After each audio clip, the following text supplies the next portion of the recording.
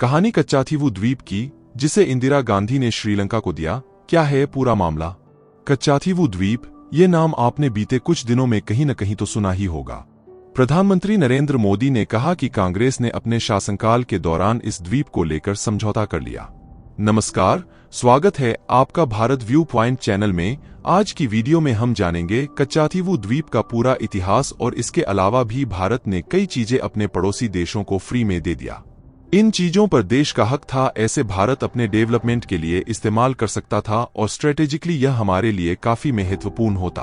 तो चलिए वीडियो को शुरू करते हैं। लेकिन वीडियो को शुरू करने से पहले आपसे एक अपील करना चाहता हूं। हम आपके लिए काफी मेहनत से ऐसे महत्वपूर्ण डिटेल्ड वीडियो लाते हैं। अगर आप हमारे चैनल को सब्सक्राइब करेंगे तो हमें भी मोटिवेशन मिलेगा और हम आपके लिए ऐसे और शानदार वीडियो लाते रहेंगे। आप ऐसे वीडियो के लिए हमारे चैनल को सब्सक्राइब कर सकते हैं। चलिए वीडियो को शुरू करते हैं और सबसे पहले जानते हैं कि पूरा मामला क्या है और उसके बारे में अधिक डिटेल में बात करेंगे। कच्चाथीवू द्वीप को लेकर पीएम मोदी ने कांग्रेस पर पिछले साल अगस्त महीने में निशाना साधा था। इस दौरान भी उन्होंने कांग्रेस को घेरने की कोशिश की थी। पीएम मोदी ने मेरठ की रैली में कहा कि कांग्रेस का एक और देश विरोधी कारनामा देश के सामने आया है।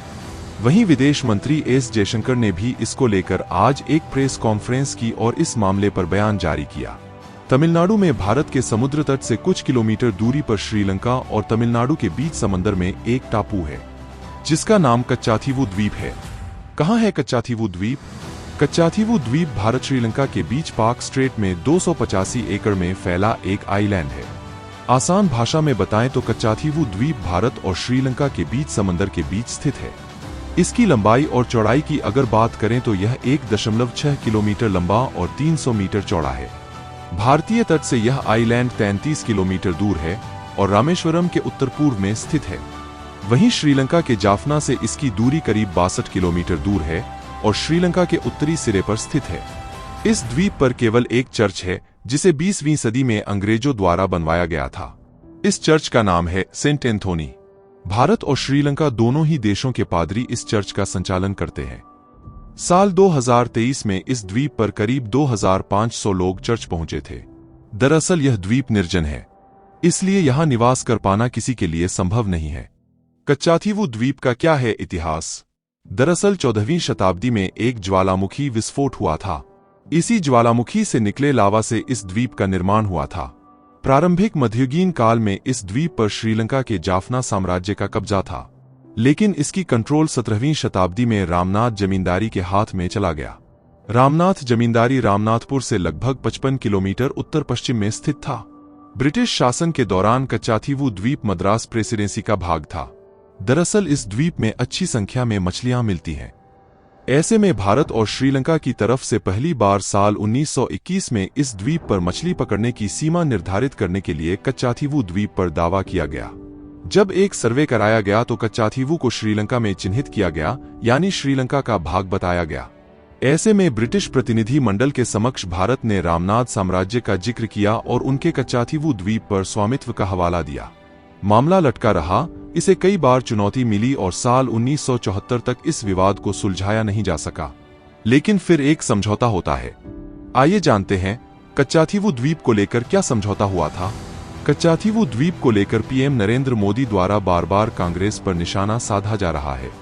पीएम मोदी बार बार कांग्रेस को देश का विभाजन करने वाली पार्टी या देश को खंडित करने वाली पार्टी बता रहे हैं।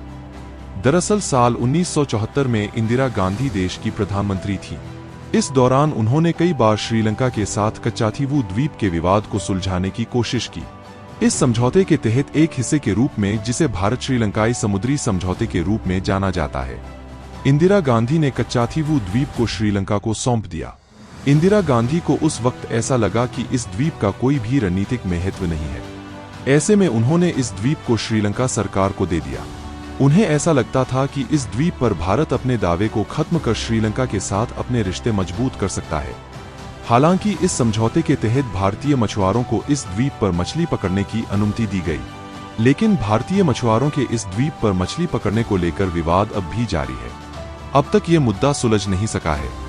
दरअसल श्रीलंका की तरफ से भारतीय मछुआरों को केवल इस द्वीप पर आराम करने, जाल सुखाने और बिना वीजा के द्वीप पर बने चर्च तक जाने की अनुमति दी गई।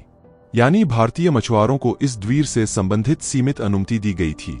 साथ ही श्रीलंका ने भारतीय मछुआरों को इस द्वीप पर मछली पकड़ने की अनुमति देने से इनकार कर दिया। साल 1976 में एक समझौता फिर हुआ। इसके तहत किसी भी देश को दूसरे के विशेष आर्थिक क्षेत्र में मछली पकड़ने से रोक दिया गया। बता दें कि यह द्वीप दोनों ही देशों के स्पेशल इकोनॉमिक जोन क्षेत्र के एकदम करीब आता है।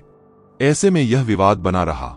साल 1983 से लेकर 2009 तक कच्चाथीवू द्वीप का विवाद हाशिए पर चला गया। इस बीच श्रीलंका में गृहयुद्ध शुरू हो गया। श्रीलंकाई सेना और लिट्टे के बीच युद्ध जारी रहा। इस दौरान भारतीय मछुआरों के लिए श्रीलंकाई क्षेत्र में जाना आम बात थी। इस कारण श्रीलंकाई मछुआरों में इसे लेकर नाराजगी थी।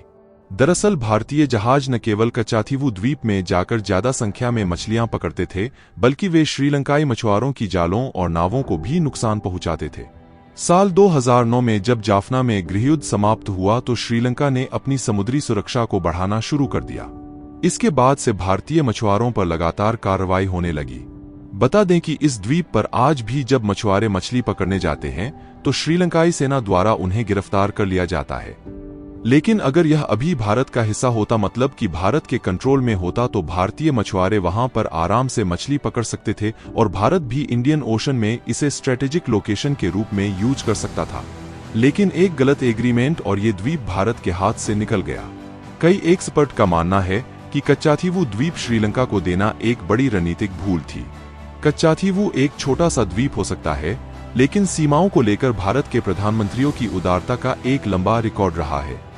जैसे कि मणिपुर की कबाव घाटी और सिंधु जल का बड़ा हिस्सा उपहार में देने से लेकर 1954 में तिब्बत में अपने एक्स्ट्रा टेरिटोरियल अधिकारों को छोड़ने और फिर 2003 में औपचारिक रूप से अपना महत्वपूर्ण तिब्बत कार्ड छोड़ने से लेकर तिब्बत स्वायत्त क्षेत्र को चीन के हिस्से के रूप में मान्यता देना भारत के प्रधानमंत्रियों के उदारता का लंबा रिकॉर्ड है। भारत में कई बार दूसरे देशों से अच्छे रिश्ते बन रहे अपनी चीजों को छोड़ा है। अगर हर विषय पर डिटेल में बात करें तो वीडियो काफी लंबी हो जाएगी। अगर फिर भी आपको इनमें से कोई विषय इसके बारे में आप ज्यादा जानना चाहते हैं तो कमेंट में बताइए, उसे पर मैं आपके लिए एक डिटेल्ड वीडियो बना दूंगा। फिलहाल आज के लिए वीडियो में इतना ही।